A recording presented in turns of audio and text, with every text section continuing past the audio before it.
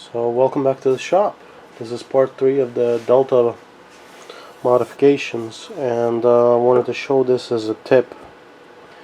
If you're drilling a piece of sheet metal like this, especially with a hole saw, this is most likely going to catch. And if you're holding this with your hands, you're going to rip your hands open. So with that being said, I screwed it onto a piece of board. This does not have any sharp edges, and hopefully with a little bit of oil and a drill press I can get this hole at least scarred properly, so I can cut it off with a Dremel or something like that. If not, cut it off with a hole saw. Alright, on to the drill press.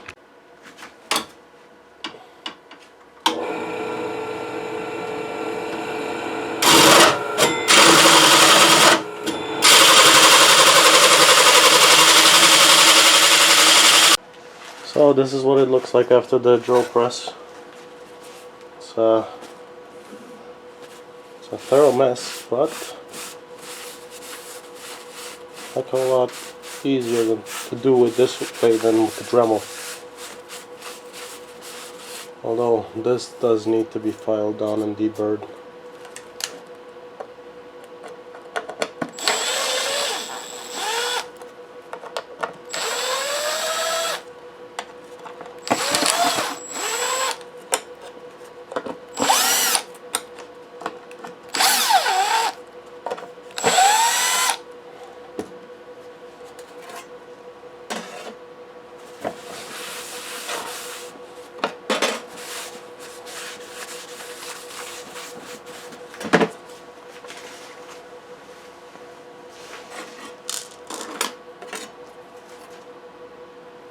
That's what it looks like here.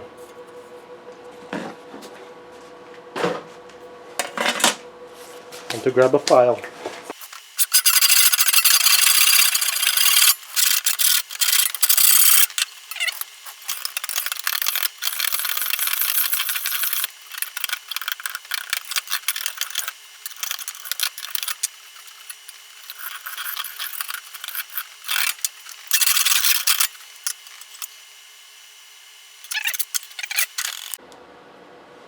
So I wanted to show the difference. This is I think this is a 60 mil fan. This is an 80 mil fan. This is supposed to be a fairly silent 80 mil fan. I think the amount of airflow is more than enough for what is needed here. So let's punch some spots where we can drill this.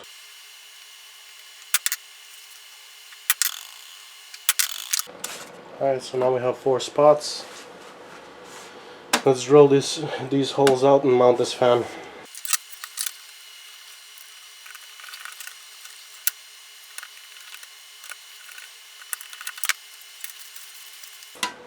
So now this is ready to go on the bottom of the printer.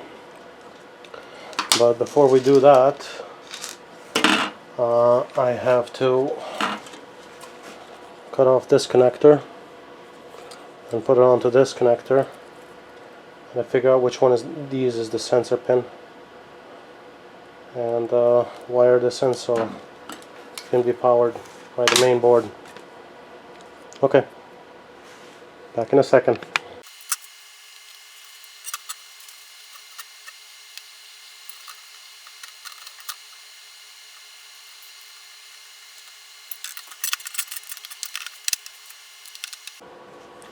So now for the next part of this build, this extruder, the coupling is NFG. This tubing over here is going to get upgraded to Capricorn tubing, and I need to disassemble this hot end and replace the nozzle on it, as well as generally clean it up. So that's what I will be doing next.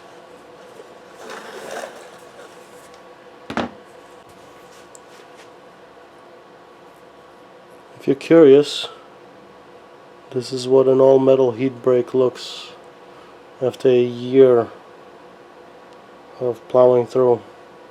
I should say the Teflon tube in one of these heat breaks.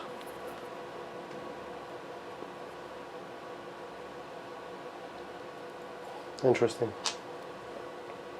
I can definitely see the hot end has a nozzle that has been enlarged quite a bit. I don't have any pins to actually measure that out, but I'm thinking this is a 0.5 mil nozzle now, maybe a 0.6. Well, it's definitely out of tolerance. And I'm contemplating about this. Should I just pack it back in, or I'll go out and buy an all metal version of this tube? I know they sell them, but should I buy it?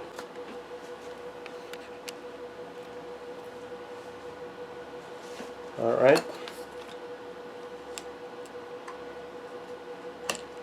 I'm using the old piece as a guide, and this definitely needs some chamfering. So let me grab my chamfer tool. So what I'm using as a chamfer tool is a center drill. These tend to leave a pretty good burr-free chamfer. I don't know if that's visible on camera. And now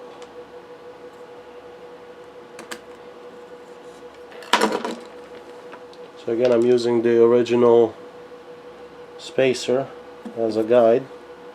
As you can see, this is what the cut looks like, which is fairly clean, but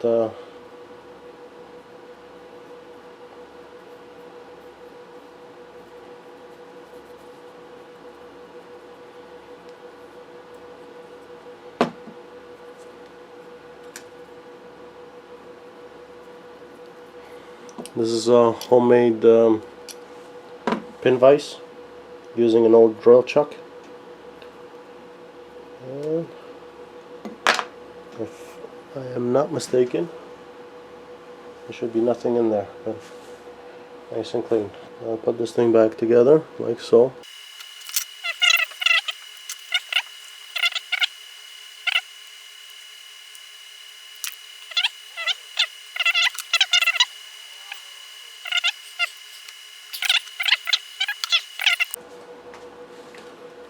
So this is a new piece of filament, and it should go all the way to the bottom without really snagging on anything. Now it's time to put it back together. The thermistor wires. So for this, I'm going to take one of these couplings, and this is the original blown out piece. The metal spring inside of it basically disintegrated, so it no longer holds. But I am interested in these features here. And again, it's a case of, if you have a lathe, you do things like this, and so on and so forth. So what I'm going to do is I'm going to turn this down.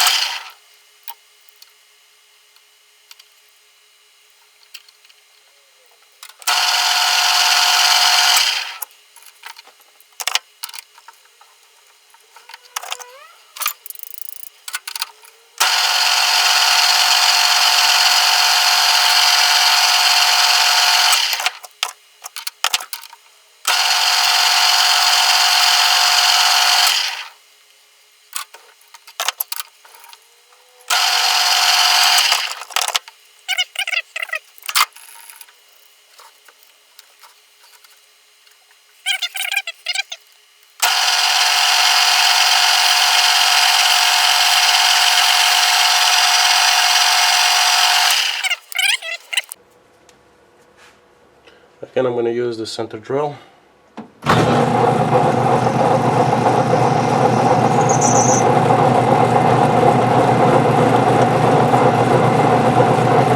And then I'm going to use an actual deburring tool.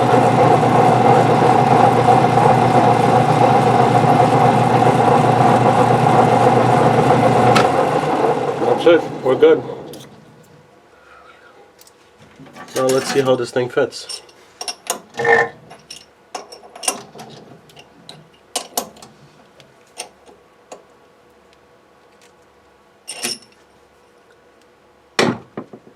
Never leave a chuck key on a chuck. Okay, so this is after I turned the fitting. Hopefully it actually fits into these 3D printer cavity. It looks like it does. No real play. So if I did this correctly, I should be able to feed this PTFE tubing right down the throat of this thing and out the other end. And that's what it's doing. Because this actually fits into the extruder body.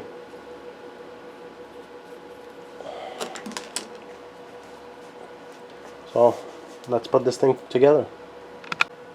So I wanted to show this part. This thing literally fits here. There's an indentation and that holds the fitting in. There's no play here. And if the tubing fits properly, it actually goes in here. The actual tubing itself needs to be countersunk, which I will do as well. And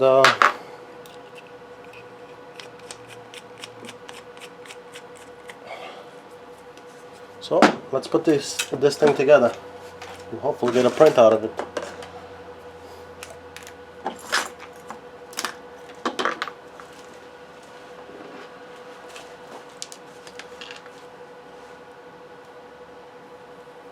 I use the old tubing as measurement and add, let's say, another 1.5 inches or so. We don't need to go absolutely nuts and extra tubing, but we do need enough to reach all areas. So, and you can always cut it shorter, can't cut it longer. Let's make sure that this tubing is nice and square. I do this by eye. They do make tools for this. I think so far this has been fine with me. And again, countersink. And if you use the proper countersink, the little tip actually fits inside of the tubing and guides it. So you get a nice chamfer all around. Okay, and we're going to chamfer the other side too.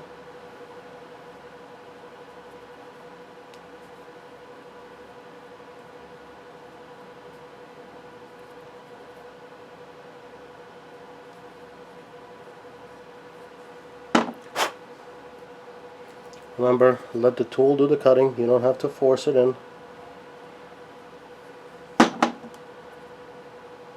This is a high-speed steel drill bit, so and it's actually pretty sharp.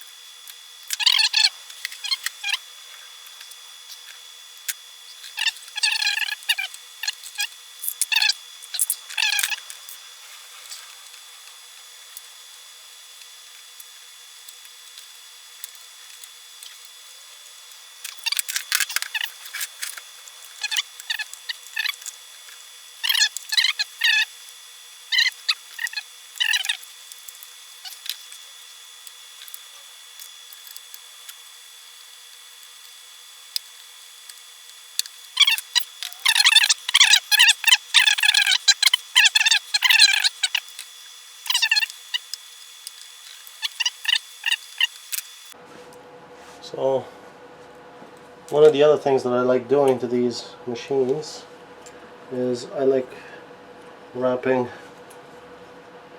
a piece of copper wire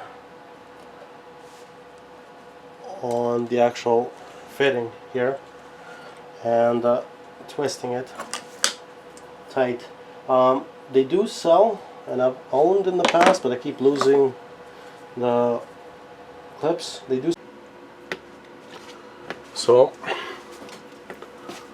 now is the moment of truth. Start the machine,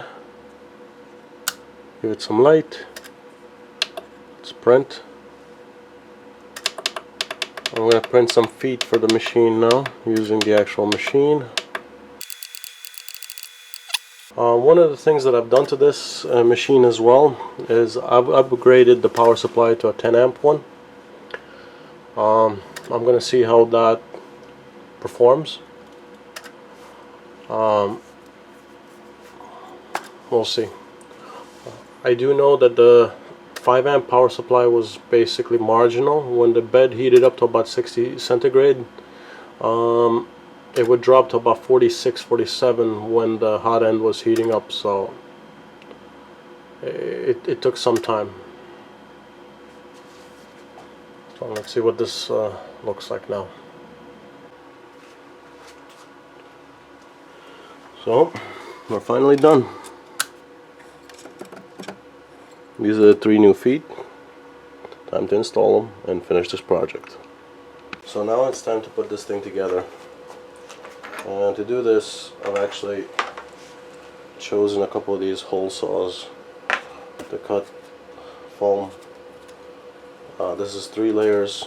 This is actually bonded 3 layers. I've taken one and ripped them apart because you actually need 4 layers to make this actually cushiony. And this one, this hole saw over here, actually is this stuff in the middle. 3 screws, plain screws, and just simply put these in, like so.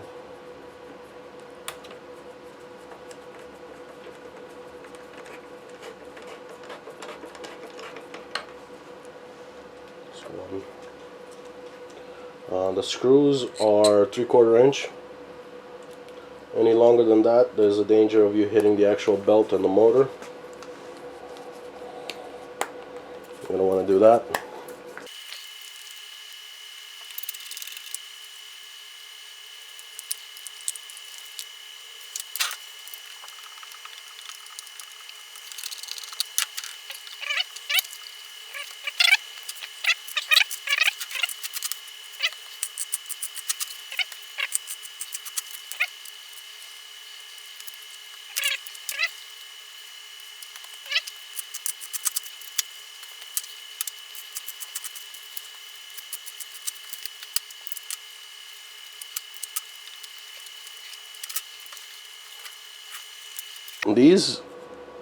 This kind of foam packing tends to actually settle, so this will actually go down, but the fan has enough room to move air, and should be able to carry a kilo of PLA. At this point,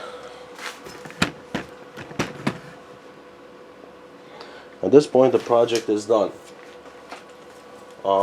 There's a few things to note. When I opened up the original fan to put a little bit of oil in it, that didn't work too well. I accidentally bought a 40mm fan that I have taped here with some double-sided tape. That will get replaced with a proper 30mm fan. Number 2, I kept getting jams. There's the system's gotten a lot tighter because of the Capricorn tubing, as well as the solid metal heat break. This hot end is really not designed for a solid metal heat break, and it was more of an experiment. The problem with that is I kept getting clogs at different layers, and this is the end result. Multiple tries, 16 hours worth of trial and error, and I finally switched back to the Teflon lined heat break, and this will stay a PLA machine for the remainder of its time, unless I decide to convert these into ABS machines, and at that point I will switch out the heat break to all metal one, and I'll show you guys techniques on how to polish the heat breaks, and generally rebuilding the hot end on these, and possibly putting in a heated enclosure. There's a few things I have to say. Part of the upgrades, the actual cork liner is very good at actually preventing this bed from losing heat. Now when I put it at 60, this actually stays rock solid 60. The hot end is not fluctuating as well. And one of the other things that I did was I upgraded to a 10 amp power supply. No, the firmware is still stock. The tuning is still very much stock. Besides the belts themselves, there's nothing else that's really been tuned on this printer as far as the alignment or calibration. The extruder as well as the actual hot end, at this point they're stock, except for the Capricorn tubing as well as that fitting that I made, and the fitting that I made is mostly out of convenience more than anything else. So that's it for this project. I hope to see you guys soon. Subscribe if you haven't subscribed, and if you want a bill of materials, it will be in the description. Those are Amazon affiliate links, so I get a few cents every time somebody buys parts for these machines. Thank you for watching. Have a good one.